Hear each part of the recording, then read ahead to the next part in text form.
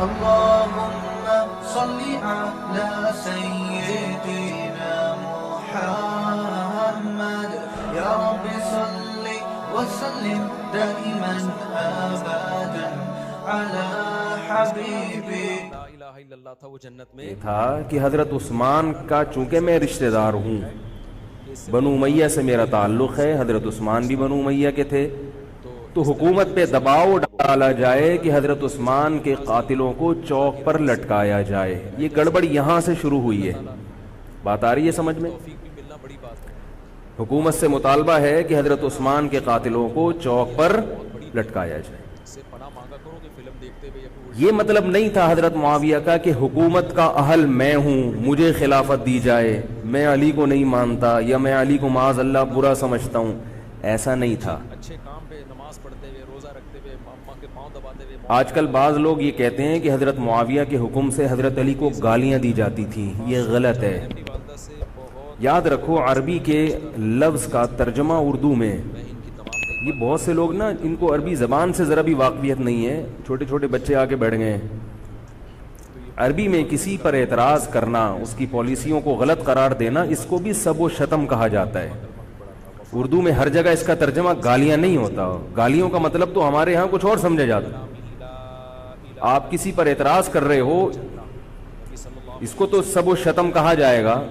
سب و شتم میں گالیاں بھی آتی ہیں، کسی کی پالیسیوں سے اختلاف کرنا، اس کی رائے پر رد کرنا، یہ بھی آتا ہے. لیکن اردو میں گالی کا مطلب برا لفظ ہے. گالی کوئی شریف آدمی نہیں دیتا. بہرحال حدیث کے ظاہری الفاظ یہی ہیں. اللہ کی رحمت خیر، میں یہ عرض کر رہا تھا کہ حضرت عثمان رضی اللہ تعالی عنہ کے قاتلوں سے قصاص کا دعا کریں. میں جلدی سے اس موضوع کو سمیٹ کے آج ختم کر دوں. حضرت عثمان کے قاتلوں سے قصاص لیا جائے. حضرت علی رضی اللہ تعالی عنہ کا موقف یہ تھا کہ مدینہ میں حضرت عثمان کے قاتلوں کا جو ٹولہ ہے وہ اتنا مضبوط ہے کہ اگر میں نے ان سب کو پکڑ کے لٹکانا شروع کر دیا تو مدینہ میں امن و امان کی صورتحال خراب ہو جائے گی. حکومت بھی دہشت گردی کے خلاف جب ایکشن لیتی ہے تو یہ سوچتی ہے نا کہ دہشت گردوں میں کتنی پاور ہے، تمیز سے، طریقے سے. اب یہ ایک اختلاف تھا جو بڑھنا شروع ہو گیا. اس اختلاف کے پیچھے نہ حکومت کی لالچ، نہ پیسے کی لالچ، نہ دولت. یہ سب الزامات ہیں اسلام دشمنوں کے جو انہوں نے صحابہ پر لگائے ہیں. نہ حضرت علی پر کوئی الزام لگایا جا سکتا ہے اس مسئلے میں، نہ حضرت معاویہ پر. رائے کا اختلاف ہے، رائے کا اختلاف. ابتدا میں حضرت معاویہ کے ساتھ بہت سارے صحابہ تھے. میں یہ تو نہیں کہہ رہا زیادہ، بہت سارے صحابہ جن میں حضرت عائشہ رضی اللہ تعالی عنہ بھی تھی. اس کے ظاہری الفاظ یہی ہیں. اللہ کی رحمت سے امید لگائی جا سکتی. بعد میں حضرت عائشہ رضی اللہ تعالی عنہ کا موقف تبدیل ہو گیا جب انہوں نے دیکھا کہ اس سے مسئلہ حل ہونے کے بجائے اور بگڑ رہا ہے. تو حضرت معاویہ نے حضرت علی کی بیعت سے انکار کیا. کہا کہ جب تک حضرت عثمان کے قاتلوں کو چوک پہ نہیں لٹکایا جاتا میں آپ کے ہاتھ پہ بیعت کرنے کے لیے تیار نہیں ہوں. نماز پڑھتے ہوئے، روزہ رکھتے ہوئے یہ حضرت معاویہ کی رائے تھی. ہوتا ہے نا ابا اماں کی، تو یہ اچھی بات حضرت علی کی رائے یہ تھی کہ میرے لیے یہ فی الحال ممکن نہیں ہے، لہذا اور اس سے ہو کیا رہا ہے، حکومت دو حصوں میں ڈیوائیڈ ہو رہی ہے. ان کی رائے یہ تھی کہ حضرت معاویہ رضی اللہ تعالی عنہ کو اپنے اس مطالبے سے دستبردار ہو کر میرے ہاتھ پہ بیعت کر لینی چاہیے. اور قرآن کا حکم ہے وَإِن طَائِفَتَانِ مِنَ الْمُؤْمِنِينَ اقْتَتَلُوا فَأَصْلِحُوا بَيْنَهُمَا فَإِن بَغَتْ إِحْدَاهُمَا عَلَى الْأُخْرَى فَقَاتِلُوا الَّتِي تَبْغِي حَتَّى تَفِيءَ إِلَى أَمْرِ اللَّهِ. کہ اگر مسلمانوں کا کوئی فریق بغاوت پہ اتر آئے، حکومت وقت سے لڑائی کرے، قاتل التی تبغی، تو جو طبقہ حکومت کو تسلیم نہیں کر رہا یا حکومت کے خلاف بغاوت کر رہا ہے اس سے قتال کرو. حضرت علی کا موقف یہ تھا کہ قرآن مجید کی یہ آیت مجھ سے مطالبہ کر رہی ہے کہ جو لوگ میرے ہاتھ پہ بیعت نہیں ہو رہے جبکہ میری خلافت قائم ہو چکی ہے، تو میں مسلمانوں میں تاکہ اختلاف اور انتشار نہ ہو میں اس فریق کو تلوار کے زور سے بیعت کرنے پر مجبور کروں. بات آ رہی ہے سمجھ میں کہ نہیں آ رہی ہے؟ آج تو پولیس بھی نہیں بلا سکتے، موبائل ہی نہیں ہے بھائی، بند پڑے ہوئے، ورنہ میں پولیس بلوا لیتا آج آپ کو بات سمجھانے کے. لیکن میں کہتا ہوں کہ میں پولیس اگر بلواتا، اگر پولیس ہی کو سمجھ میں نہیں آئی، یہ بھی تو بڑا مسئلہ ہے. خیر، تو حضرت علی کا موقف یہ تھا. حضرت معاویہ کا موقف یہ تھا کہ حکومت کے خلاف بغاوت غلط ہے نا. جس کو حکومت مان لیا ہو، جب تک میں نے خلیفہ مانا ہی نہیں ہے تو میرا یہ عمل بغاوت نہیں کہلائے گا. یہ اختلاف رائے ہے، اور یہ اختلاف صحابہ میں بھی ہوا ہے، تابعین میں بھی ہوا ہے، ائمہ مجتہدین میں بھی ہوا ہے، اور آج تک ہوتا آ رہا ہے. اس قسم کے اختلافات مکمل ختم نہیں ہو سکتے. یہ صحابہ میں بھی ہوا ہے. قرآن و حدیث کو سمجھنے کا اختلاف کہا جاتا ہے اس کو. اور اس اختلاف کے بارے میں نبی صلی اللہ علیہ وسلم کی صحیح حدیث ہے، اذا اجتہد المجتہد فإن أصاب فله أجران وإن أخطأ فله أجر واحد. جب کوئی مجتہد اجتہاد کرتا ہے، کیا مطلب؟ قرآن و حدیث کو سمجھنے کی کوشش کرتا ہے، اگر وہ صحیح نتیجے پر پہنچ جائے تو اس کو 2 اجر ملتے ہیں، اگر غلط نتیجے پر پہنچے تو بھی 1 اجر ملتا ہے اس کو، اس لیے کہ اس کے بس میں جو تھا وہ اس نے کر لیا. اب پیغمبر تو موجود نہیں ہے جو آ کے بتائیں گے کہ یہ صحیح کر رہا ہے، یہ غلط کر رہا ہے. میں نے اپنے ایک استاد سے ایک مرتبہ پوچھا کہ حضرت یہ علماء میں جب اختلاف ہوتا ہے کسی مسئلے میں تو عوام بڑی پریشان ہوتی ہے، کیا کریں ہم؟ انہوں نے فرمایا کہ عوام کو یہ بتاؤ کہ ہم پیغمبر نہیں ہیں اور ہم پیغمبر سے براہ راست مسئلہ پوچھ نہیں سکتے. ہمارے پاس جو قرآن و سنت ہے اور جو فقہائے کرام نے اس قرآن و سنت کی تشریح کی ہے، جو فقہ کی کتابیں ہیں، ہم اس میں دیکھتے ہیں. اب اس میں 2 علماء کی رائے میں اگر اختلاف ہو جائے تو اس اختلاف کو ختم کرنے کا ہمارے پاس کوئی راستہ نہیں ہے. نبی ہوتے تو ہم پوچھ لیتے، جب راستہ نہیں ہے تو بھائی اللہ کے نبی نے فرما دیا کہ جو تمہارے بس میں ہے وہ کر لو. اگر درست بات تک پہنچ گئے ڈبل اجر، نہیں پہنچے تو بھی اجر. اس میں ہمیں بتا دیا کہ اسلام پر عمل کے لیے اتنا کافی ہے کہ جو تمہاری استطاعت میں ہے وہ کر لو. نہیں آئی بات سمجھ میں؟ اب یہ اختلاف چھوٹے مسائل میں بھی ہو سکتا ہے اور بڑے مسائل میں بھی ہو سکتا ہے. تیسری بھی ایک جماعت تھی. یہ 2 اختلاف تو پتہ چل گئے نا، حضرت علی کا موقف، حضرت معاویہ کا موقف. ایک تیسری جماعت تھی جو یہ کہتی تھی کہ نہ ہم حضرت علی کا ساتھ دیں گے نہ حضرت معاویہ کا، کیونکہ دونوں مسلمان ہیں، دونوں لڑ رہے ہیں، مسلمانوں کو ہم لڑتا ہوا نہیں دیکھ سکتے. ان کا موقف تھا حضرت علی رضی اللہ تعالیٰ عنہ ایک صحابی کے پاس گئے اور ان سے کہا کہ آپ میری جماعت میں شامل ہوں اور اہل شام کے خلاف میرے ساتھ مل کے لڑیں. وہ صحابی گئے کہ لکڑی کی تلوار اٹھا کے لائے. انہوں نے کہا کہ میں نے رسول اللہ صلی اللہ علیہ وسلم سے سنا ہے کہ فتنے کا دور ہوگا، مسلمان آپس میں لڑیں گے، تو تم اس وقت اپنی تلوار کو لکڑی کی بنا لینا. لکڑی کی تلوار کا مطلب جو کسی سے لڑنے کے کام نہ آئے. میں تو نہیں لڑ سکتا. اب حضرت علی نے یہ نہیں کہ اس پہ تلوار رکھ دیا کہ نہیں تو تو جائے گا، یا تو دائرہ اسلام سے خارج ہے، یا تو باغی ہے. ٹھیک ہے، نہیں آ رہی سمجھ میں، چھوڑ دو.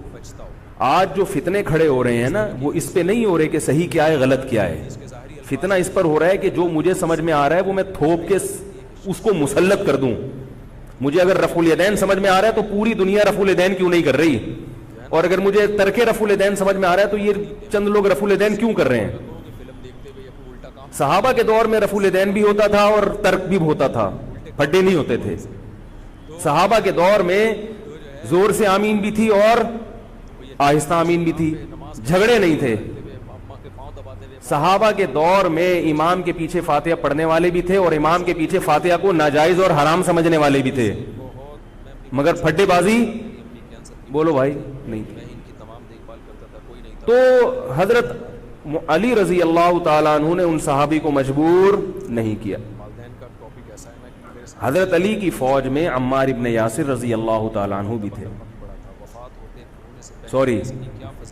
زبیر ابن عوام، عبداللہ ابن زبیر رضی اللہ تعالیٰ عنہ، عبداللہ ابن زبیر ابن عوام.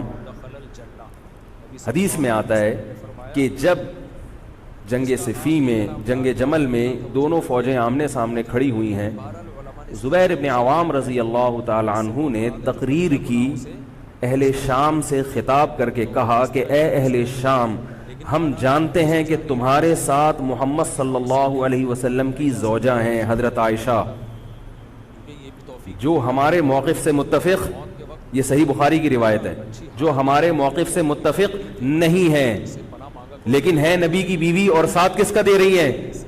تمہارا۔ اب اعتدال دیکھیں صحابہ کی رائے میں، فرمایا اللہ کی قسم ہم یہ جانتے ہیں کہ جیسے وہ دنیا میں نبی کی زوجہ تھی، جنت میں بھی نبی کی زوجہ ہوں گی، اگرچہ وہ اس معاملے میں ہمارے خلاف ہیں مگر اس کی وجہ سے ہم ان کے جنتی ہونے کا انکار نہیں کر سکتے۔ کیا مطلب؟ ان کی سمجھ میں جو آ رہا ہے وہ اس کے حساب سے کر رہی ہیں، لیکن ہماری سمجھ میں ان کی بات نہیں آ رہی۔ کیوں؟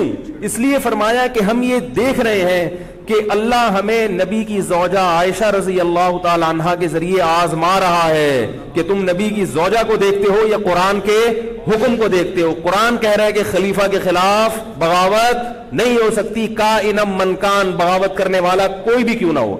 تو نہ چاہتے ہوئے بھی ہم تمہارے خلاف آگے کھڑے ہوئے ہیں۔ خدا کی قسم اس آزمائش میں ہمیں کس نے ڈالا ہے؟ اللہ نے ڈالا ہے۔ تو اس طرح کی حدیثوں کا یہ وہ لوگ جو حضرت عائشہ رضی اللہ تعالی عنہا پر تہمتیں لگاتے ہیں، جو حضرت معاویہ کو برا بھلا کہتے ہیں، وہ لوگ حضرت علی اور ان کے ساتھیوں سے سبق کیوں نہیں سیکھ لیتے؟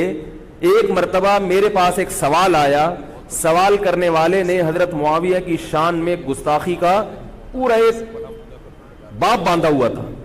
اس نے کہا کہ جس نے نبی کے داماد کے خلاف تلوار اٹھائی وہ اسلام میں معاذ اللہ کیسے ہو سکتا ہے، اور ایسے برے برے القاب کہ میں زبان پہ بھی نہیں لا سکتا۔ میری عادت ہے شارٹ کٹ جواب دینے کی، گل ویلے دی تے پھل موسم دا۔ اتنا ٹائم تھوڑی ہے کہ ہر آدمی کے سوال کو لے کے بیٹھ جائیں۔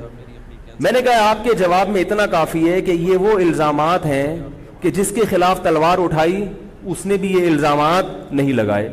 مدعی سست اور گواہ چست، نہیں آ رہی میرا خیال ہے بات۔ جو حضرت علی کے ساتھ تھے انہوں نے تو یہ کچھ حضرت معاویہ کے خلاف نہیں کہا، انہوں نے تو وہ تو پھر بھی جنتی مان رہے ہیں، ایک دوسرے کی نماز جنازہ میں شریک ہو رہے ہیں، مال غنیمت کو تقسیم نہیں کر رہے، ایک دوسرے کی عورت پہ ہاتھ نہیں اٹھا رہے، احترام کر رہے ہیں، ایک دوسرے کے پیچھے جنگ ختم ہونے کے بعد نمازیں پڑھی جا رہی ہیں۔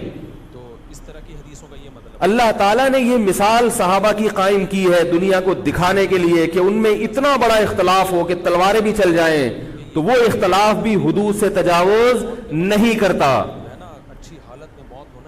اور ہمارے چھوٹے چھوٹے اختلافات میں کیا ایک دوسرے کے خلاف بہتان تراشیاں اور زبان درازیاں ہوتی ہیں۔ تو یہ اختلاف تھا حضرت علی اور حضرت معاویہ کا، جس میں تین فریق تھے۔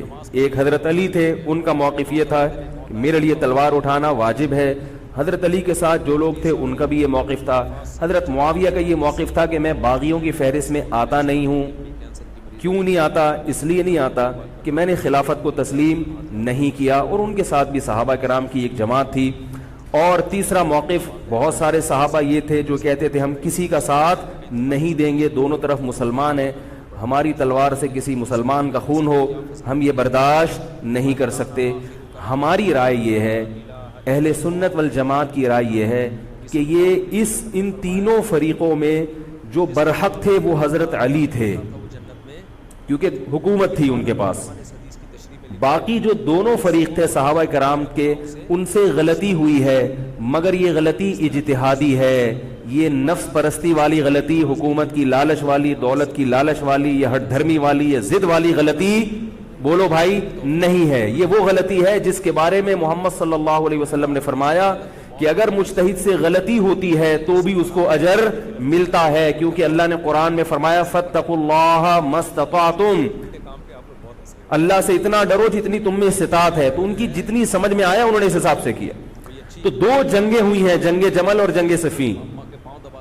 اب ایک اور بات ہے، تاریخی حقیقت ہے کہ دو جنگوں کے بعد حضرت علی رضی اللہ تعالی عنہ کو خوارج نے شہید کر دیا۔ یہ وہی خوارج جو حضرت عثمان کے قاتل تھے، انہوں نے شہید کس کو کیا؟ حضرت علی کو۔ حضرت علی کی شہادت کے بعد حضرت حسن رضی اللہ تعالی عنہ کی 6 مہینے تقریباً خلافت رہی ہے۔ حضرت حسن رضی اللہ تعالی عنہ نے امت میں جوڑ پیدا کرنے کے لیے حضرت معاویہ رضی اللہ تعالی عنہ سے سلو کر لی اور خلافت سے دستبردار ہو کر حضرت معاویہ کے ہاتھ پر بیعت ہو گئے. نہیں آ رہی میرا اس سے وہ مراد ہے جو کبیرہ گناہوں پولیس کو فون کریں یار, بہت اہم بات ہے یہ, اس کو اچھی طرح سمجھ لیں, اللہ کرے سمجھ میں آ جائے. حدیث کے ظاہری الفاظ یہی ہیں. تو جب یہ ہو گیا تو مسئلہ ختم ہو گیا نا. شاید اللہ تعالیٰ لوگوں نے حضرت حسن سے کہا, یہ میں بالکل مستند روایتیں پیش کر رہا ہوں, اچھی حالت میں اس کے سب کے حوالے ہیں, اور بہت ایسا نہیں ہے کہ تاریخ کی کتابوں کے, یہ احادیث کی کتابوں کے سے پیش کر رہا ہوں. حدیث کا جو معیار ہے وہ تاریخی کتب سے بہت زیادہ ہوتا ہے. لوگوں نے حضرت حسن سے یہ کہا کہ یہ تو عار اور ذلت کی بات ہے کہ آپ کے والد نے جس کے خلاف 2 جنگیں لڑی ہوں, مفتی صاحب یہ ہو گیا میرے بھائی. تو آپ اپنے والد کی جس سے دشمنی رہی ہو, بیٹا اس سے بیعت ہو رہا ہے. ہمارے ہاں اس کا تصور ہے. تمام دیکھ بھال کرتا تھا, کوئی نہیں تھا مجھے ان کے آخری لمحات یاد آ سیاسی لوٹے ہمارے ہاں بہت ہیں, مگر وہ بھی دنیاوی مفاد میں دائیں بائیں لڑکتے ہیں. آخرت کی خاطر کوئی اپنے ہوتے سے دستبردار ہو جائے, یہ نہیں ہوتا. حضرت حسن اہل بیت میں سے ہیں. حضرت حسن بیعت ہو گئے کس کے ہاتھ پر؟ حضرت معاویہ. لوگوں نے کہا یہ عار اور ذلت کی بات ہے, تو حضرت حسن کے وہ تاریخی الفاظ ہیں کہ میں دنیا کی ذلت کو جہنم کی آگ پر ترجیح دیتا ہوں. اس سے وہ مراد ہے جو کبیرہ گناہوں سے. کیا مطلب؟ میں مسلمانوں کو آپس میں لڑتا ہوا نہیں دیکھ سکتا, حدیث کے ظاہری الفاظ یہی ہیں. اللہ میں نہیں لڑتا ہوا دیکھ سکتا. لگائی جا سکتی ہے. اب کوئی اس بیس پر حضرت علی پہ الزام لگائے کہ اس کا مطلب وہ لڑتا ہوا دیکھ سکتے تھے. بھائی ان کا جو موقف تھا, جو ان کی سمجھ میں آیا وہ انہوں نے کیا. حضرت حسن کا موقف اپنے والد کے موقف سے مختلف تھا, یہ اختلاف رائے ہو سکتا ہے. ان کا موقف یہ تھا کہ بھئی حضرت معاویہ حکومت کے اہل ہوں یا نہ ہوں یہ ایک الگ بحث ہے, اگر میں ان کے مقابلے میں متوازی حکومت قائم کروں گا تو پھر مطالبہ ہوگا حضرت عثمان کے قاتل سے قصاص, جو کہ ممکن نہیں ہے, اور پھر یہ لڑائی آگے چلے گی. بہتر ہے کہ دستبردار ہو جاؤ کہ حضرت آپ ہمارے خلیفہ ہیں, آپ ہمارے امیر ہیں. نبی صلی اللہ علیہ وسلم اس کی پیشگوئی پہلے کر چکے تھے. حضرت حسن رضی اللہ تعالیٰ عنہ کے بارے میں فرما چکے تھے کہ اللہ میرے اس بیٹے کے ذریعے مسلمانوں کے 2 فریق میں صلح پیدا کرے. تو جو اہل بیت سے محبت کرنے والے لوگ ہیں ان کو بھی چاہیے کہ کوئی ایسا کام نہ کریں جس سے مسلمانوں میں دوبارہ سے اختلاف اور انتشار پیدا ہو جائے. جوڑ کی اہمیت شریعت میں زیادہ ہے. اب جب حضرت معاویہ کی خلافت قائم ہوئی ہے, حضرت معاویہ نے حضرت حسن رضی اللہ تعالی عنہ کے اکرام میں کوئی کسر نہیں چھوڑی. اس پر متواتر روایات ہیں کہ حضرت معاویہ جتنا حضرت حسن کا اکرام کیا کرتے تھے اتنا کسی کا اکرام نہیں کرتے تھے. بہت زیادہ آپ کو عزت دی حضرت معاویہ رضی اللہ تعالی عنہ نے. حضرت معاویہ کے بعد یزید کی خلافت قائم ہوئی ہے, حکومت قائم ہوئی ہے. حضرت معاویہ صحابی رسول تھے. بہت سارے صحابہ کو آپ کے طریقہ حکومت پر اعتراض تھا, کیونکہ بہرحال باقاعدہ سلیکشن نہیں ہوئی تھی. لیکن پھر بھی صحابہ اکرام نے جب حضرت حسن بیعت ہو گئے تو باقی کس کو اعتراض کا ہوگا بھائی. پھر حضرت معاویہ رضی اللہ تعالیٰ عنہ کے دور میں بہت جہاد ہوا ہے. اسلامی خلافت, ہمارا جو بر صغیر میں اسلام آیا ہے اس کا بہت بڑا حصہ حضرت معاویہ کے دور میں اسلام آیا یہاں. حضرت معاویہ کے بعد جب یزید خلیفہ بنا ہے مسلمانوں کا تو بہت سارے صحابہ نے یزید کے ہاتھ پہ, بہت سارے تو نہیں, چند صحابہ نے یزید کے ہاتھ پر بیعت کرنے سے انکار کر دیا. وہ اتنے تھوڑے صحابہ ہیں جن کو انگلیوں پہ گنا جا سکتا ہے, جن میں حضرت حسین بھی تھے, حضرت حسن نہیں, حضرت حسن کے بھائی, بولو بھائی, حضرت حسین. جمہور صحابہ کا موقف یہ تھا کہ یزید کا طریقہ خلافت اگرچہ غلط ہے, طریقہ حکومت اگرچہ غلط ہے, مگر رسول اللہ صلی اللہ علیہ وسلم کی صحیح احادیث موجود ہیں. نبی صلی اللہ علیہ وسلم نے فرمایا, صحیح بخاری کی حدیث ہے, اسمعوا واطیعوا ولو سلط علیکم رجل حبشی کأن رأسه ذبیبہ. آپ صلی اللہ علیہ وسلم نے فرمایا, سنو اور اطاعت کرو اگرچہ تم پر کوئی حبشی غلام مسلط کر دیا جائے جس کا سر کشمش کی طرح پچکا ہوا ہو.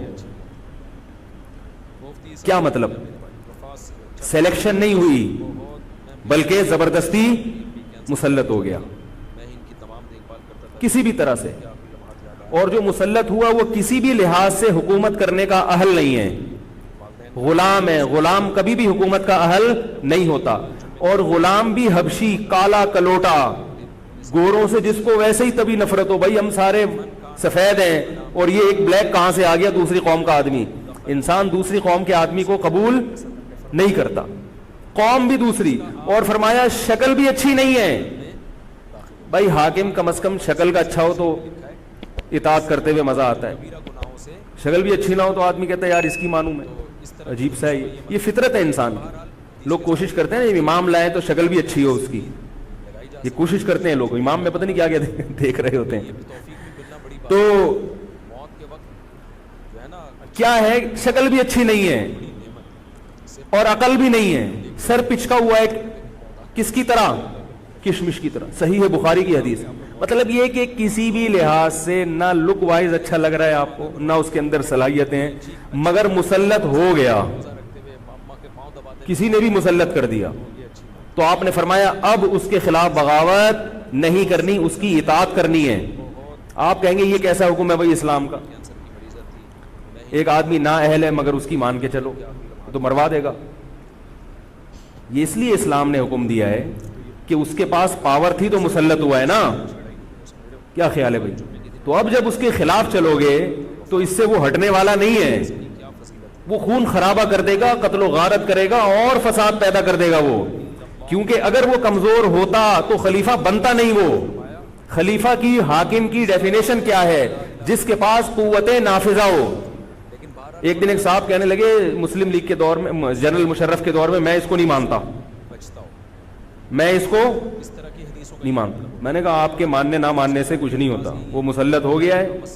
جس طریقے ہیلی کاپٹر سے آیا ہو اللہ تعالیٰ یا فرشتے اس کو لائے ہوں, توفیق بھی ملنا بڑی بات ہے. کیونکہ حاکم کی جو ڈیفینیشن ہے کہ جس کے پاس قوت نافذہ ہو. قوت نافذہ اردو کا گاڑا لفظ ہے. قوت نافذہ کہتے ہیں کہ جب وہ کچھ کہتا ہو تو کر کے دکھا سکتا ہو, چاہے فوج کے ذریعے, چاہے پولیس کے ذریعے, چاہے کسی بھی طریقے.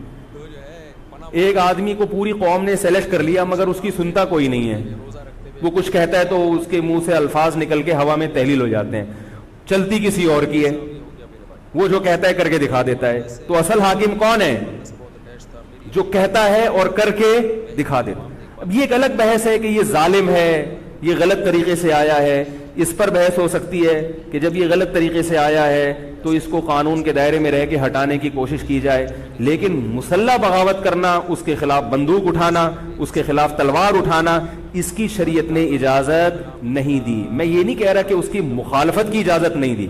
نبی صلی اللہ علیہ وسلم نے فرمایا سب سے بہترین جہاد ظالم بادشاہ کے سامنے حق بات کہنا ہے. کہنے کی حد تک آپ کو مخالفت کی اجازت ہے کہ بھئی یہ جو وزیر اعظم کا بیان آیا ہے یہ بیان ملک کا بیڑا غرق کر دے گا, ان کی پالیسیاں صحیح, جیسے آج کل ہو رہا ہے کہ اخباروں میں کالم نگار اپنی اپنی رائے لکھتے ہیں حکمرانوں کے بارے میں, لکھنے کی حد تک, بولنے کی حد تک ہے. آپ مسلح دستہ لے کے بغاوت کرنے پر آ جائیں, اس کی شریعت نے اجازت, بول لو بھائی کچھ نہیں ہوتا. یہ قرآن اور سنت سے بات ثابت ہے, اس کی شریعت نے اجازت نہیں دی ہے. کیونکہ آپ یہ کریں گے تو اللہ نے دنیا کو اسباب کے ساتھ جوڑا ہوا ہے. آپ کے پاس کچھ بھی نہیں ہے, نہ آپ کے پاس ٹینک ہے, نہ آپ کے پاس آرمی ہے, نہ آپ کے پاس پولیس ہے, آپ کے پاس صرف جذبہ ہے. خالی جذبہ اگر کارآمد ہوتا تو نوح علیہ الصلوۃ والسلام اور آپ کے ساتھ جو 40 افراد تھے ان میں بہت جذبہ تھا, مگر ایک طرف پوری دنیا تھی. اللہ نے جہاد کا حکم نہیں دیا.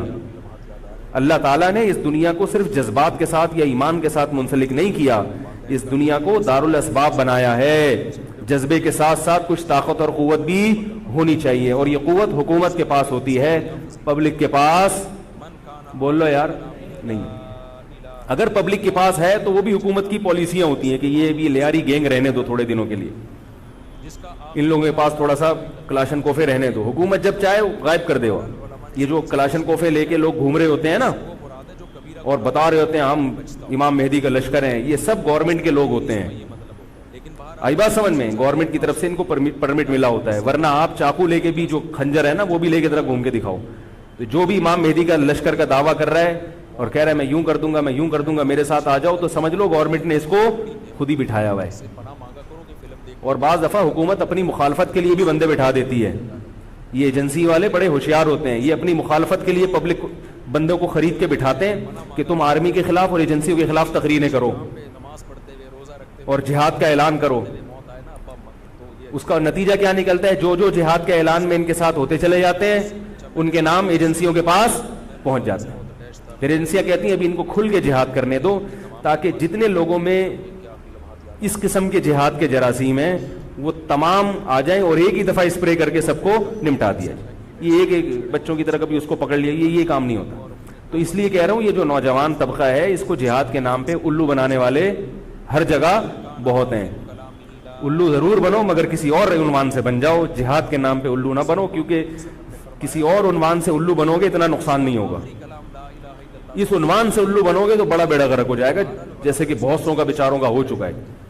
تو میں یہ عرض کر رہا تھا کہ نبی صلی اللہ علیہ وسلم کی صحیح حدیث ہے, اسی طرح صحیح مسلم کی حدیث ہے, آپ صلی اللہ علیہ وسلم نے حاکم کی اطاعت کا حکم دیا. صحابہ نے عرض کیا یا رسول اللہ اگر وہ ہم پہ ظلم کرے تو بھی بغاوت نہ کریں. آپ نے فرمایا وَإِن ضَرَبُوا ظَهْرَكَ, اگرچہ وہ تمہاری پیٹھ پہ کوڑے مارے, ایسا ظالم ہو, پھر بھی بغاوت. یہ میں نہیں کہہ رہا, یہ محمد صلی اللہ علیہ وسلم کے الفاظ ہیں. کیوں؟ اس لیے کہ آپ صلی اللہ علیہ وسلم نے اتحاد پہ زیادہ زور لگایا ہے. بھائی حکومت ایک ہوگی جیسی مرضی لنگڑی لولی ہو, مگر مسلمان کی جو ایک یونائٹی ہے, جو ایک اتحاد ہے, وہ تو برقرار رہے گا نا.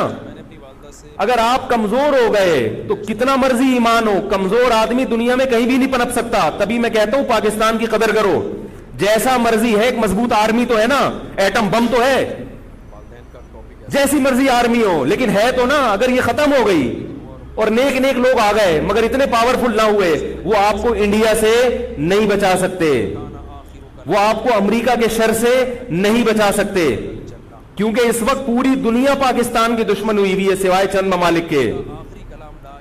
اور وہ جو ملک بچا ہوا ہے یہ میرے اور آپ کی تقریروں سے نہیں بچا ہوا, یہ ایٹم بم سے بچا ہوا ہے. اللہ نے دنیا کو اسباب کے ساتھ جوڑ دیا ہے, ایٹم بم بھی ہے اور پھر ایمان کی طاقت بھی ہے کسی حد تک, جو کہ بہت ہی شارٹ ہو گئی ہے ایمان کی طاقت. تو دونوں چیزیں چلتی ہیں ساتھ, صرف بم بھی کافی نہیں ہے. اللہ نے فرمایا اگر تم تقوی اختیار کرو گے تو اللہ تمہاری مدد کرے گا, ورنہ نہیں کرے گا. تو دونوں چیزیں ضروری ہیں. تو حضرت معاویہ کے بعد یزید کے بارے میں جمہور صحابہ کا موقف یہ تھا کہ یہ جیسا مرضی ہو, ظالم ہو, عادل ہو, یہ ایک الگ بحث ہے, مگر ہے بہرحال یہی. پاور کس کے پاس ہے؟ اسی کے پاس. حضرت حسین رضی اللہ تعالیٰ عنہ کا موقف یہ تھا کہ میں یزید جیسے آدمی کے ہاتھ پر بیعت کرنے کے لیے تیار. بولو بھائی, نہیں, میں نہیں بیعت کرتا اس کے ہاتھ, کیونکہ یزید کے بارے میں خبریں تھیں. بعض کہتے تھے شراب پیتا ہے. حضرت مفتی محمد تقی عثمانی صاحب کا انہوں نے فرمایا ہے کہ کسی مستند روایت سے ثابت نہیں ہے شراب پینا. روایتیں ہیں مگر کوئی اوتھینٹک روایت نہیں ہے. تو اب نتیجہ کیا نکلا کہ حضرت حسین رضی اللہ تعالیٰ عنہ کے پاس کوفہ سے خطوط آئے. کوفہ کا گورنر تھا ابن زیاد, وہ بھی یزید کا آدمی تھا, بڑا ظالم آدمی تھا وہ. اہل کوفہ کے خطوط آئے کہ آپ آ جائیں یہاں پر, یہاں سب لوگ آپ کے ہاتھ پر بیعت کرنے کے لیے تیار ہیں. حضرت حسین کا خیال یہ تھا کہ اگر یہ سب تیار ہیں تو یزید کی حکومت بغیر لڑائی کے, بغیر بڑے قتال کے, مسلمانوں کے خون خرابے کے بغیر ختم ہو سکتی ہے. آئی بات سمجھ میں؟ جو انفارمیشن آپ کو ملی تھی, جو نالج آپ کو ملی تھی, وہ نالج غلط تھی. اگر وہ نالج صحیح ہوتی تو حضرت حسین کبھی کربلا کی طرف رخ نہ کرتے, کیونکہ حضرت حسین کا موقف بھی یہی تھا کہ مسلمانوں کی تلواریں آپس میں نہ چلیں. حضرت حسین رضی اللہ تعالیٰ عنہ کے پاس جب 50 سے زیادہ خطوط آئے ہیں اہل کوفہ کی طرف سے کہ آپ آئیے, آپ آئیے, آپ آئیے, تو پہلے حضرت حسین رضی اللہ تعالیٰ عنہ نے اپنے رشتہ دار جو آپ کے چچزاد تھے مسلم بن عقیل, ان کو بھیجا. نتیجہ کیا نکلا؟ مسلم بن عقیل کا وہاں پر حکومت نے گرفتار کر کے ان کو قتل کر دیا. اب یہ ایک ایسا ظلم تھا جس کے ظاہر ہے کہ کسی کو سفیر بنا کے بھیجا جائے, کسی کو حال احوال دیکھنے کے لیے بھیجا جائے, اور حضرت حسین کی نیت ہرگز بغاوت کی نہیں تھی. مگر کوفہ کے گورنر کو اور یزید کو یہ خیال تھا کہ خلافت کے اصل اہل یقیناً یہی ہیں. تو اس طرح کی حدیثوں کہیں ایسا تو نہیں ہے کہ یہ امیر بننا چاہتے ہیں, یہ خلیفہ بننا چاہتے ہیں. کی رحمت سے ایک خوف اس کے دل میں بیٹھ گیا تھا, اللہ تعالیٰ ایک لاشعور میں خوف ہوتا ہے نا, انسان کے دل میں بیٹھ جاتا ہے کہ آپ 100 دفعہ بھی کہیں بھی میری یہ نیت نہیں ہے, مگر وہ ڈر رہا ہوتا ہے کہ یار یہ کچھ کر نہ لیں. سے پناہ مانگا کرو کہ فلم دیکھتے ہوئے یا کوئی تو جب مسلم بن عقیل کو شہید کیا گیا, حضرت حسین رضی اللہ تعالی عنہ جا چکے تھے. تو جب حضرت حسین رضی اللہ تعالی عنہ کوفہ کی طرف جا رہے تھے, بہت سارے صحابہ نے آپ کو منع کیا, جن میں عبداللہ ابن عمر رضی اللہ تعالی عنہ بھی تھے, عبداللہ ابن عباس رضی اللہ تعالی عنہ بھی, کہ آپ یہ کام نہ کریں. جب میں نے اپنی والدہ سے بعض نے تو کہا کہ ہمیں آپ کی شہادت کا یقین ہے, کیونکہ جس حالات میں آپ جا رہے ہیں حکومت یہ سمجھے گی کہ بغاوت کرنے آ رہے ہیں, لہذا وہ آپ کو کیا کرے گی, اس بیس پہ قتل نہیں کرے گی کہ آپ نواسہ رسول ہیں, کیونکہ وہ بھی مسلمان تھے. اس بیس پہ قتل کرے گی کہ آپ کی نیت کیا ہے, حکومت کے خلاف بغاوت. تو ان کے پاس ایک اپنے آپ کو برحق ثابت کرنے کے لیے ایک دلیل ہوگی کہ حکومت کا باغی جو بھی ہو اسے کیا کر دو, قتل. رسول اللہ صلی اللہ علیہ وسلم نے فرمایا, صحیح حدیث ہے, کہ جب مسلمان کسی ایک امیر پہ جمع ہو جائیں تو اس کے خلاف جو بھی اٹھے, نبی نے فرمایا اس کو قتل کر دو, کائنم من کان, چاہے وہ اس کے خلاف اٹھنے والا کتنا ہی نیک کیوں نہ ہو. یہ حدیث کے الفاظ ہیں. حضرت حسین کا موقف یہ تھا کہ میں نے ابھی تک یزید کی خلافت اور حکومت کو تسلیم نہیں کیا, لہذا میں اس وعید میں داخل نہیں ہوں. اب ہوا یہ ہے کہ حضرت حسین رضی اللہ تعالی عنہ جب گئے ہیں اور کربلا کے مقام پہ پہنچے ہیں, تو وہاں آپ رضی اللہ تعالیٰ عنہ کو مسلم بن عقیل کی شہادت کا بھی پتہ چلا, اور اندازہ ہوا, میں بہت شارٹ کر کے سنا رہا ہوں, اندازہ ہوا کہ حالات ایسے نہیں ہیں جیسے میں سمجھ رہا تھا.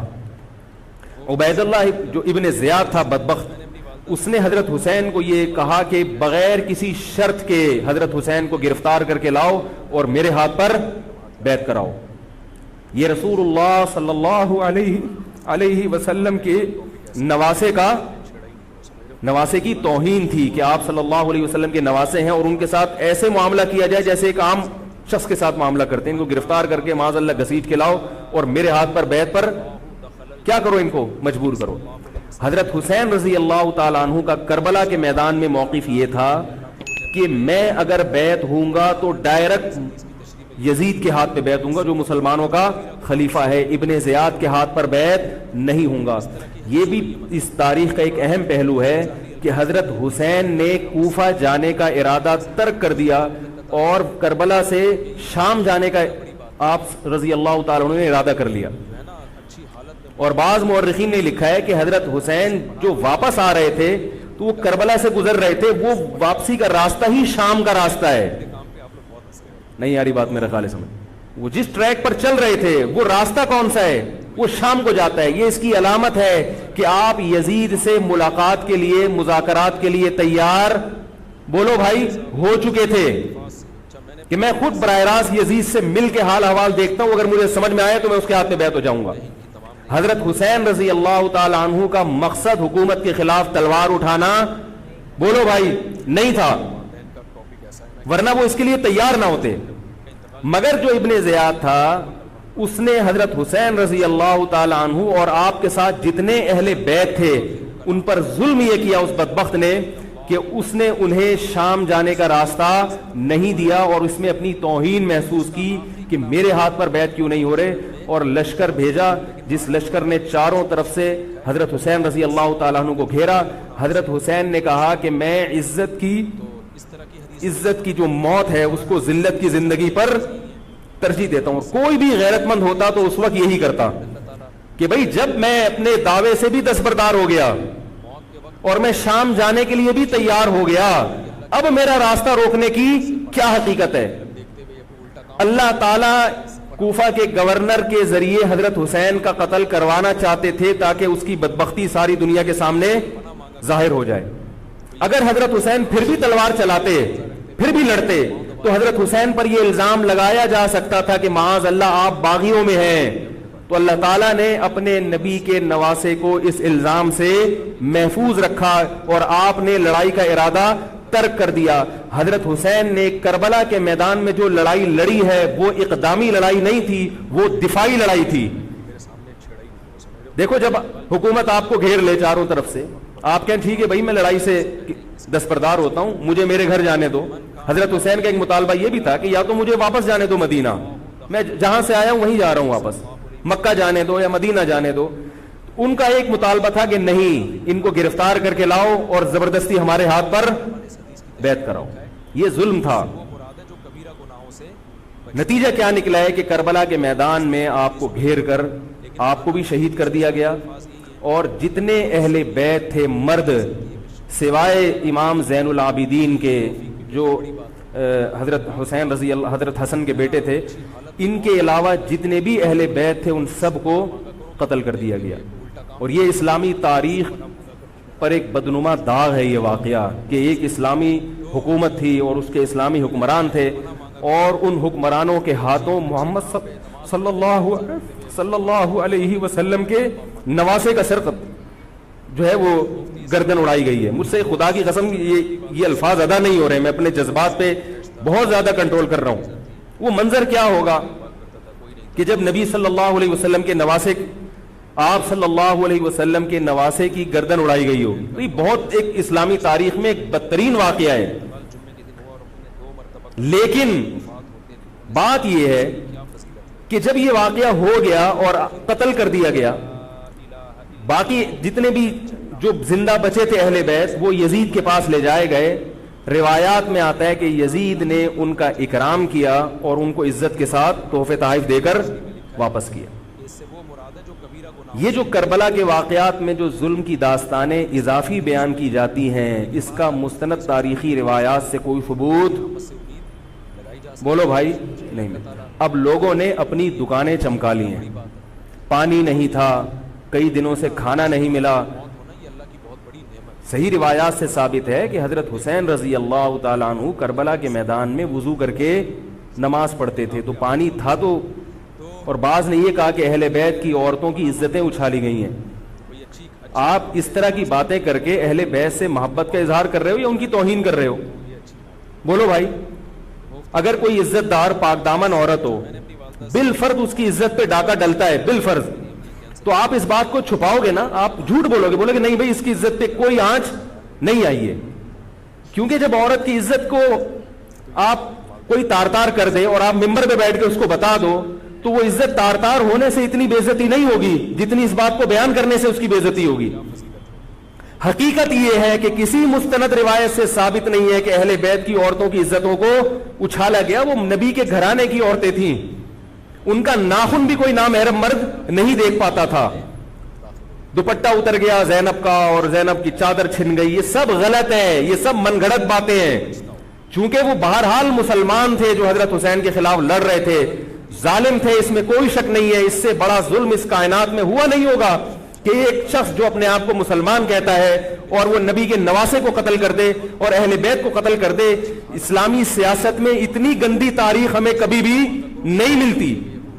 حضرت عثمان کا بھی قتل ہوا, وہ بھی بہت بڑا ظلم تھا, مگر یہ ظلم اس ظلم کی نوعیت سے بڑھ کر تھا, کیونکہ حضرت عثمان کا قتل حکومت کے ہاتھوں نہیں ہوا ہے, باغیوں کے ہاتھوں ہوا ہے. یہاں حضرت حسین کا قتل کس کے ہاتھوں ہوا ہے؟ حکومت کے ہاتھوں ہوا ہے, جس پر لوگ بیعت کر چکے تھے.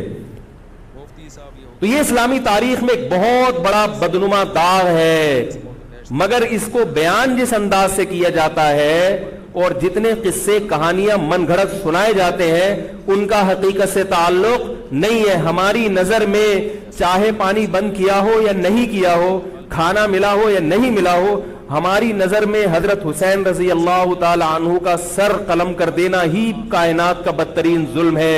یہی ایسا ظلم ہے کہ جس پر جتنا غم کیا جائے کم ہے. غم منایا نہیں, غم کیا جائے. منانا الگ چیز ہے, غمزدہ ہونا الگ چیز ہے. لیکن جو آگے اس میں تڑکا لگایا جاتا ہے اس کا حقائق سے تعلق بولو بھائی نہیں ہے. یہ دکانیں ہیں جو چمکائی, اس میں سب برابر ہیں, شیعہ بھی سنی بھی. بہت سارے سنی علماء بھی کربلا کے واقعے کو بہت ہی بھیانک انداز سے بیان کرتے ہیں, اور مقصد کیا ہوتا ہے؟ پبلک کو رلانا. ایک رونا وہ ہوتا ہے جو خود سے آئے, اور ایک رونا ہوتا ہے باقاعدہ آپ کو آرڈر پہ رونے کے لیے اور رلانے کے لیے بلایا جائے. وہ رمضان میں نے بتایا تھا نا کہ میں نے ختم قرآن پہ دعا کی تو مجھے رونا آ گیا, بہت زیادہ رونا آیا. اگلے دن ایک صاحب کہنے لگے مولوی صاحب آج بھی ایسی ایک دعا ہو جائے. میں نے کہا میں آرڈر پہ نہیں روتا, میں آرڈر پہ نہیں روتا. اب تو آ بھی رہا ہوگا تو نہیں آئے گا. نہ انسان کسی کے مشورے سے ہنس سکتا ہے اور نہ انسان کسی کے مشورے سے رو. اگر آپ کسی کے مشورے پہ رو رہے ہیں اس کا مطلب ڈرامے بازی. آپ کو فلم کا ایکٹر ہونا چاہیے, آپ کو ڈرامے جوائن کرنے چاہیے, وہاں آپ اچھے چل سکتے ہیں. جیسے کہ ہمارے ایک مشہور اسکالر ہیں, ان کے بارے میں لوگ یہ کہتے ہیں ان کو فلموں میں ہونا چاہیے تھا, پتہ نہیں یہ جیو پہ کیوں آ رہے ہیں. وہ آرڈر پہ روتے بھی ہیں, آرڈر پہ. اب چونکہ یوٹیوب کا دور ہے, میں پہلے جو کربلا کے واقعات جو لوگ بیان کرتے ہیں ان کی تقریریں نہیں سنتا تھا. اب کیا ہوتا ہے, بعض دفعہ بیٹھے ہوئے ہیں کہیں سفر پہ جا رہے ہیں تو یوٹیوب کی ویڈیو, ہم نے کہا چلو یار ہم بھی سن لیں.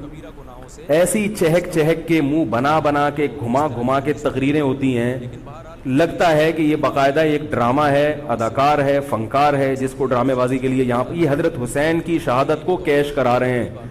یہ حضرت حسین سے محبت کرنے والے نہیں ہیں, یہ ان کی شہادت کو دیکھو. اس کی مثال ایسے جیسے کوئی محلے میں مر گیا, کسی سیٹھ کا بیٹا مرا, اب آپ کو سیٹھ سے قرضہ چاہیے تو سب سے زیادہ آپ روگے نا, تاکہ سیٹھ صاحب سمجھیں کہ محبت سب سے زیادہ کس کو ہے, آپ کو. تو آپ اس کی بیٹے کی موت کو کیا کرا رہے ہو, کیش کرا رہے ہو. بعض لوگ کسی کی شہادت کو کیش کراتے ہیں, کسی پہ ظلم کو کیش کراتے ہیں. تو میں پھر عرض کروں کہ بہت بدترین واقعہ ہے. حضرت حسین رضی اللہ تعالیٰ عنہ کا سر لے جایا گیا یزید کے پاس. یزید بدبخت نے چھڑی سے آپ کے ہونٹوں کو چھوا. وہاں صحابی رسول نے فرمایا کہ ایسا مت کرو. فرمایا اللہ کی قسم میں نے ان ہونٹوں پہ بارہا محمد صلی اللہ علیہ وسلم کے ہونٹ رکھے ہوئے دیکھا ہے. بارہا میں نے دیکھا ہے کہ محمد صلی اللہ علیہ وسلم نے ان ہونٹوں کا بوسہ لیا ہے. بارہا میں نے دیکھا ہے. ان صحابی کے دل پہ کیا گزر رہی ہوگی جو حضرت حسین کے ساتھ یہ حرکت دیکھ رہے ہوں گے, جبکہ اسی حسین کو انہوں نے بارہا نبی کی گود میں بھی دیکھا اور بارہا نبی کے ہونٹوں کو بھی ان ہونٹوں سے مس ہوتے ہوئے دیکھا. تو جب یہ سر ان کے سامنے رکھا ہوگا اور اس کے ساتھ یہ حرکت ہو رہی ہوگی, ان صحابی کے جذبات کیا ہوں گے. مگر اس کے باوجود جو بتانے کی بات ہے, جو میں بتانا چاہتا ہوں, انہوں نے یزید کے خلاف بغاوت نہیں کی کہ جس یزید نے حضرت حسین کا یہ حشر کر دیا ہو, اگر اس کے خلاف بغاوت ہوگی تو باقی مسلمانوں کا کیا حشر کرے گا. اس میں صبر کی تلقین بھی صحابہ نے بتائی ہے کہ حاکم کے مظالم کو برداشت کیا جائے, زبان سے اس کو ہائی لائٹ کیا جائے کہ غلط ہو رہا ہے, تلوار نہ اٹھائی جائے. بات نہیں آ رہی میرے خیال ہے سمجھ میں, کیونکہ آج ایک واقعہ ہوا ہے ورنہ کربلا جیسے درجنوں اور واقعات ہو جائیں گے. تو صحابہ کرام کی سیرت میں ہمیں ہر طرح کے اسباق ملتے ہیں. تو میں یہ عرض کر رہا تھا کہ یہ ہے وہ کربلا کا واقعہ جس کا میں نے آپ کو خلاصہ بیان کیا. اس کے بعد کیا ہوا ہے کہ یہ جو بنو امیہ کی حکومت تھی, اس کی وہ ویلیو صحابہ کرام کے دل میں نہ رہی جو پہلے کسی حد تک برقرار تھی. یہ بہت ایک حکومت کے خلاف لوگوں کے دل میں بغض پیدا ہو گیا اور بالآخر بغاوتیں شروع ہوئیں. لیکن جمہور صحابہ کا موقف پھر بھی یہی تھا کہ حکومت کے خلاف بغاوت جائز, بولو بھائی, نہیں. اور اسی طرح کے ظالم لوگ آتے رہے اور انہی کی اولادوں میں بنو امیہ میں اللہ نے پھر عمر ابن عبدالعزیز کو پیدا کیا. عمر ابن عبدالعزیز بھی انہی ظالم لوگوں کی اولاد تھے, مگر اسلام چونکہ قیامت تک رہنے کے لیے آیا ہے تو اللہ کو اپنا دین محبوب ہے, اللہ غیب سے انتظام کرتے ہیں. عمر ابن عبدالعزیز جیسے ہی حکومت میں آئے ہیں, خلیفہ بنے ہیں, آپ رضی اللہ تعالی عنہ نے وہ بنو امیہ کی جو جاہلانہ چیزیں تھیں ان سب کو ختم کر دیا. حکومتی ملکیت کو جو ذاتی خزانہ لوگ سمجھنا شروع کر دیا تھا اس کو ختم کیا. عمر بن عبدالعزیز کی ایک تاریخ ہے, ان کو 5واں خلیفہ راشد کہا جاتا ہے. علم حدیث کو مرتب کیا گیا, فقہ کو مرتب کیا گیا, حدیث کا علم ضائع ہو رہا تھا. آپ نے حکم دیا کہ اکتب ما کان من حدیث رسول اللہ صلی اللہ علیہ وسلم فإنی اخاف ضیاع العلم والعلماء. فرمایا مجھے علم اور علماء کے ضائع ہونے کا خطرہ ہے, محمد صلی اللہ علیہ وسلم کی حدیثوں کو ریٹن فارم میں لایا جائے. تو باقاعدہ پھر احادیث کو باقاعدہ جمع کیا گیا کتابوں کی شکل میں، اور آج ہمارے پاس وہ حدیث محفوظ ہیں. فقہائے کرام کا دور آیا تو اللہ تعالیٰ نے حضرت عمر بن عبدالعزیز کے دور میں امت کو الحمدللہ دوبارہ جمع کر دیا. عمر بن عبدالعزیز کے بعد پھر بغاوتیں ہوئیں، بالآخر بنو امیہ کی حکومت کا خاتمہ ہوا، بنو عباس کی حکومت آئی. مگر بنو عباس کی حکومت آنے سے بنو امیہ کی حکومت مکمل ختم نہیں ہوئی. وہی ہوا کہ آپ نے اچھی نیت سے بغاوت کی مگر اس کا نقصان زیادہ. وہ کیا ہوا؟ بنو امیہ بھاگ گئے، اندلس میں حکومت قائم کر لی، اور ادھر بنو عباس کی. تو یہ تاریخ میں پہلا واقعہ تھا کہ اسلامی خلافت دو حصوں میں ڈیوائیڈ ہو گئی. اس کے بعد آج تک ایک جگہ مسلمان جمع نہیں ہو سکے. کیوں؟ مسلمانوں نے اس حدیث کی مخالفت کی کہ امیر کے خلاف بغاوت بولو بھائی نہیں کرو. اب میں آپ سے ایک بات کہتا ہوں کہ بالآخر ڈیوائیڈ ہوتے ہوتے ہوتے ہوتے آج پتہ نہیں کتنے سارے اسلامی ملک بن گئے. پاکستان میں الگ ہے، سعودی عرب کی پالیسیاں الگ ہیں، دبئی الگ چل رہا ہے، قطر اور سعودیہ کا پھڈا ختم نہیں ہو رہا. 1920 تک تو پھر بھی خلافت عثمانیہ تھی، اگرچہ پوری دنیا پہ نہیں تھی. ہندوستان میں الگ حکومت تھی، خلافت عثمانیہ الگ تھی، اندلس میں الگ حکومت تھی، مگر پھر بھی مسلمانوں کی 3-4 بڑی بڑی حکومتیں تھیں جو ایک اور کسی حد تک ان میں اتحاد تھا. 1920 میں وہ بھی ختم، اور اتنے سارے ممالک وجود میں آ گئے، سب کی الگ الگ پالیسیاں ہیں. اب جو آدمی خلافت کے نام پہ جہاد کی بات کرتا ہے وہ لوگوں کو ایک امیر پہ جمع نہیں کرے گا. جتنے ملک بن چکے ہیں نا ان کو مزید توڑ کے، اگر یہ 20 ہیں تو 40 بنا دے گا ان کو. بہت مشکل ہے سمجھانا بھائی. اب اگر کوئی کہتا ہے نا ظالم حاکم کے خلاف تحریک چلاؤ، آؤ ہمارے ساتھ مسلح بغاوت میں شامل ہو، ہم حکومت کے خلاف تلوار اٹھائیں گے، تو نتیجہ کیا نکلے گا؟ یہ سارے مل کے ایک امیر نہیں بن جائیں گے. یہ اگر 20 ہے نا تو کتنے ہو جائیں گے؟ بولو بھائی 40. جیسے جو جماعت المسلمین بنی نا کہ 4 فقہ ہیں، حنفی، شافعی، مالکی، ہم بھی ہم نہیں مانتے، تو سب کو ختم کرو، ایک بناؤ. تو اس ایک بننے سے یہ ختم نہیں ہوئے بلکہ 4 کے بعد کتنے ہو گئے؟ 5 ہو گئے. نہیں آ رہی بات میرا خیال؟ آ رہی ہے الحمدللہ. اور بھی جو بھی اس کی باتیں کر رہے ہیں نا امت کو اتحاد کے لیے آ جاؤ میرے پاس آ جاؤ، تو وہ 6واں بنا رہا ہے، 7واں بنا رہا ہے، پھر 8واں بنا رہا ہے، ایسے بنتے چلے جا رہے ہیں. او بھائی جو ہے وہاں بریک لگا دو، اللہ کا واسطہ روک دو ان کو. کوئی بات نہیں، 4 ہیں، جو جس کو فالو کرے ٹھیک ہے، کچھ نہیں ہوتا اس سے، ہمیشہ سے چلے آ رہے ہیں. تو اب اگر ایک خلیفہ نہیں ہے، ہونا تو چاہیے ایک ہی خلیفہ، نہیں ہے تو جو ہے اسی پہ گزارا کرو، ورنہ اس سے بھی جاؤ گے، اس سے بھی جاؤ گے. تمہاری کوئی مضبوط طاقت اور قوت ہوگی نہیں. کافر جب چاہے گا تمہیں ٹیشو پیپر کی طرح استعمال کر کے پھینک دے گا. تو کربلا کے واقعہ سے ہمیں کیا سبق ملتا ہے؟ کہ علامہ ابن تیمیہ رحمہ اللہ تعالی فرماتے ہیں کہ جمہور صحابہ کی جو رائے تھی، حضرت حسین رضی اللہ تعالیٰ عنہ کی بھی اپنی ایک رائے تھی، مگر ابن تیمیہ رحمہ اللہ فرماتے ہیں کہ اگر حضرت حسین رضی اللہ تعالیٰ عنہ کربلا کی طرف خروج نہ کرتے تو ابن تیمیہ کی رائے یہ ہے کہ یہ زیادہ بہتر تھا. اب آپ کہیں گے کہ صحابی رسول کی رائے سے اختلاف کر رہے ہیں، نہ وہ کہہ رہے ہیں وہ جو جمہور صحابہ تھے جو حضرت حسین کو منع کر رہے تھے وہ بھی تو صحابہ تھے. حضرت حسن بھی تو صحابی تھے. حضرت حسن نے حضرت معاویہ کے خلاف لڑائی نہیں لڑی. تو صحابہ کی 2 رائے تھی، جمہور ایک طرف تھے. تو فرماتے ہیں اگر یہ نہ ہوتا تو زیادہ بہتر تھا. لیکن حضرت حسین رضی اللہ تعالی عنہ کے بارے میں ہمارا موقف یہ ہے کہ وہ یہ سب کچھ اس وقت کے جو حالات تھے اس میں کوئی بھی ہوتا اور غیرت مند ہوتا تو وہ یہ کرنے پر مجبور تھا. اور اس میں دھوکہ کس نے دیا حضرت حسین کو؟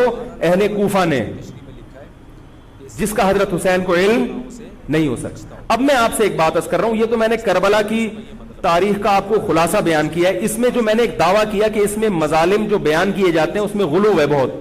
اس غلو کی ایک دلیل گل ویلے دی تے پھل موسم دا. اب میں آپ کو تاریخی کتابوں کے حوالے دوں، وہ بہت لمبی بات ہوگی، اس میں بہت تضاد ہے. آپ یہ جو خطیب ہے نا جو کربلا کے مظالم بیان کرتے ہیں، ان خطیبوں کے بیان سنیں، ہر آدمی کا بیان دوسرے سے مختلف ہوگا. یہ خود اس کی علامت ہے، یہ کسی ایک بات پر ٹکنے کے لیے تیار نہیں ہے. ان کا مقصد ہے رونا اور پبلک کو رلانا. رونے کا اپنا ایک مزہ ہے. آپ کہیں گے بھائی رلانے میں کیا ملتا ہے؟ بھائی جیسے ہنسنے کا مزہ ہے ایسے ہی آرڈر پہ باقاعدہ رونے کا بھی ایک تو رونا غم سے ہو رہا ہوتا ہے، اس میں مزہ نہیں آتا. ایک آرڈر پہ جب انسان روتا ہے اس کا اپنا ایک مزہ ہے. تو اللہ کے بندو حضرت حسین کی شہادت کو کیش مت کراؤ. صحابہ کرام پہ جو مظالم ہوئے ہیں ان کو آپ اپنی ذات کو چمکانے کا اور اپنی دکانداری کا ذریعہ نہ بنائیں، چاہے کوئی سنی ہو یا شیعہ ہو. بعض سنی لوگ بھی بڑا تڑکا لگاتے ہیں اس میں. ایسا نہیں ہے. اس بارے میں نے جو اسٹڈی کی ہے, مطالعہ کیا ہے, سب سے زیادہ مضبوط تحریر, سب سے زیادہ